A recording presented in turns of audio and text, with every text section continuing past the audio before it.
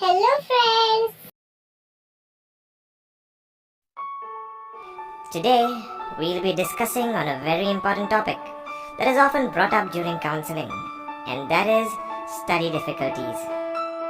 Let's take a deeper dive and understand the ways through which you can improve your study habits and get better results.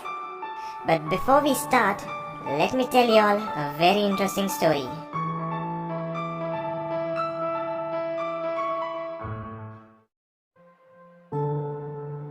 Once, there was a farmer who went out to sow seeds. And as he was scattering the seeds, some of the seed fell along the road. And the birds came and ate it up. And those seeds never got a chance to grow. Some of the seeds fell on the rocky ground, where the soil was shallow, so the seeds grew up.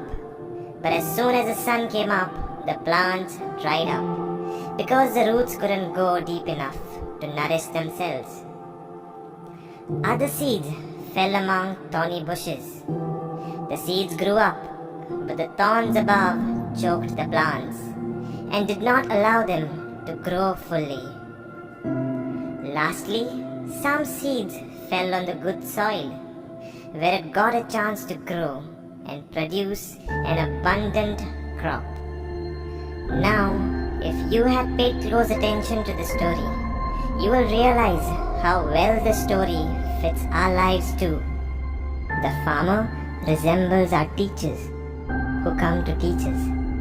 The seed is the knowledge that they impart to us. And we, the students, resemble the different types of ground on which the seeds fall. And so the question we students need to ask ourselves is, what type of ground am I? If when the teacher is teaching and we don't pay attention in class, we become like the road where the seed of knowledge falls, but it doesn't last long. As soon as the class is over, we can't recall what was taught, just like how the birds came and ate it up. The seed that falls on the rocky ground are those students who might pay attention in class, but once they are home, they do not open their books to revise what was taught. And so, the seed of knowledge doesn't get a chance to grow deep and to bear fruit. And once the sun comes or the exams come up, the seed dries up and is unable to bear any fruit. Now, a student who wants to study but is surrounded by distractions like the phone, the TV, friends calling, unwanted thoughts or fears, is like the seed that falls among the thorny bushes. The seed tries to grow, but the pleasures of this world distract and choke it.